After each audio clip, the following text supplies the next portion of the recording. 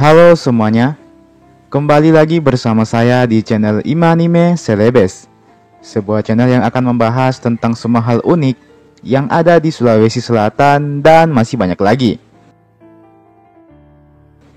Di video kali ini, kita akan kembali melanjutkan serial I Laga Ligo.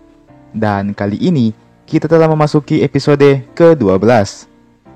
Oke, sebelum kita memasuki pembahasan, seperti biasa, saya mau mengajak teman-teman semua buat yang belum subscribe, supaya bisa terlebih dahulu ditekan tombol subscribe-nya, supaya channel ini bisa terus berkembang dan memberikan informasi, hiburan, serta wawasan kepada kita semua. Oke, kalau sudah, langsung saja, mari kita memasuki pembahasan.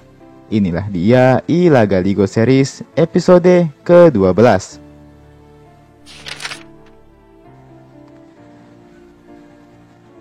Kita kembali pada keseharian dari Batara Guru dan We Nyilik Timo.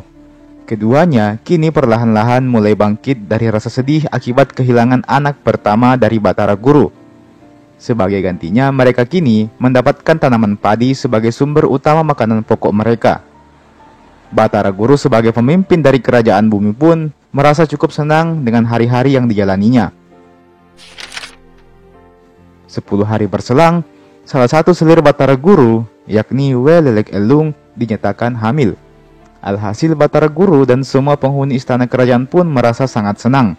Batara Guru akhirnya akan mempunyai anak lagi. Dan semoga saja kali ini anak tersebut bisa lahir dan tumbuh dengan baik. We Nyilik Timo yang mendapati hal itu pun juga ikut senang. Meskipun bukan dirinya yang mengandung, namun dirinya tidak merasa cemburu sama sekali dengan para selir dari Batara Guru. Dan singkat cerita, lahirlah seorang putra dari Batara Guru. Anak tersebut bernama La Pangoriseng. Tak hanya itu, selir Batara Guru yang satunya lagi, yakni We Saung Nriuk, juga telah mengandung lagi. Dan akhirnya berhasil melahirkan 2 orang bayi kembar yang berjenis kelamin laki-laki. Batara Guru kemudian memberikan mereka nama La Temalureng dan La Temalolo. Dan tak butuh jangka waktu yang lama, selir Batara Guru berikutnya, yakni Apung Talaga pun juga dinyatakan mengandung. Singkat cerita, beliau pun kemudian melahirkan seorang anak laki-laki yang diberi nama Ila Lumpongeng. Meski demikian, Batara Guru sedikit merasa sedih. Sekalipun kini jumlah anaknya terus bertambah, dia sedikit khawatir karena selir dari kerajaan Pertiwi belum ada satupun yang mengandung.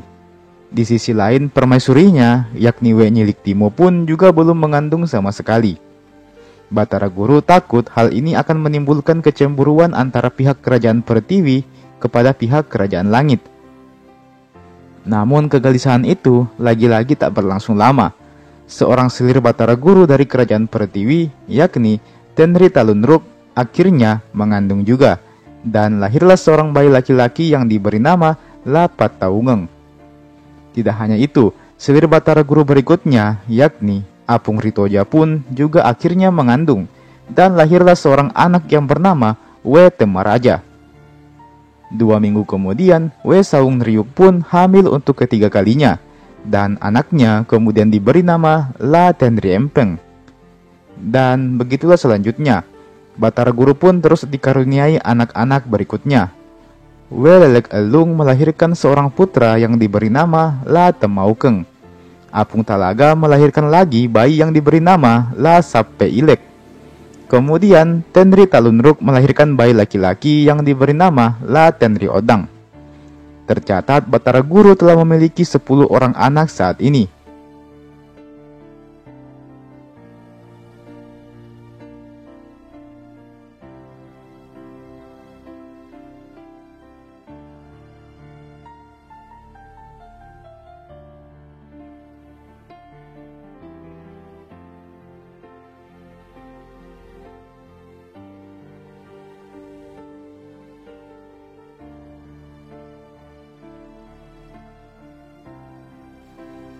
Ke-10 anak tersebut nantinya akan menjadi bangsawan kerajaan.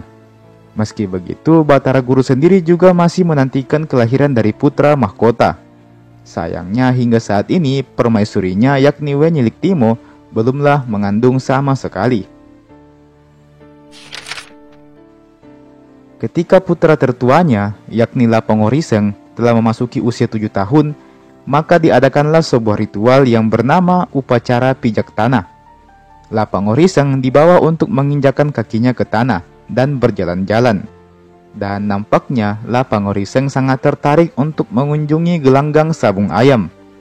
Dan uniknya lagi, semua putra Batara Guru lainnya ketika mengikuti upacara tersebut, semuanya nampak tertarik dengan sabung ayam.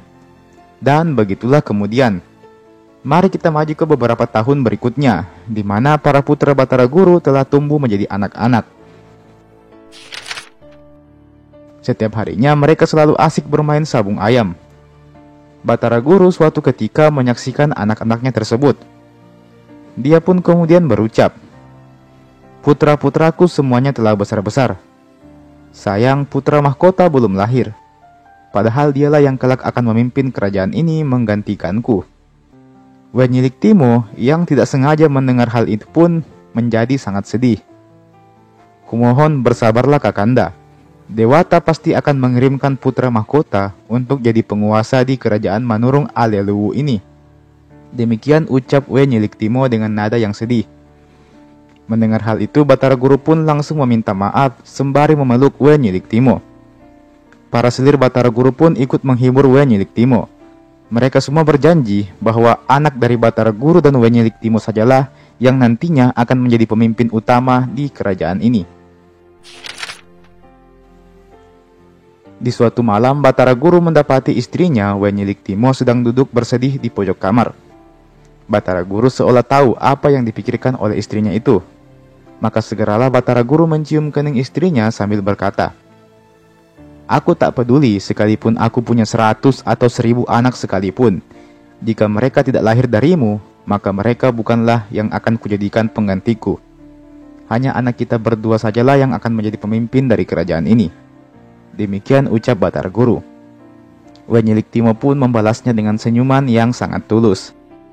Keduanya pun saling bertatap-tatapan. Nampak sangat romantis mereka berdua di malam itu. Baik Batara Guru maupun Wenyilik Timo merasakan getaran yang sama. Rasanya mereka seperti jatuh cinta untuk kedua kalinya. Alhasil keduanya pun memasuki kamar dan kalian tahulah apa yang terjadi selanjutnya. Tidak usah saya jelaskan di sini ya.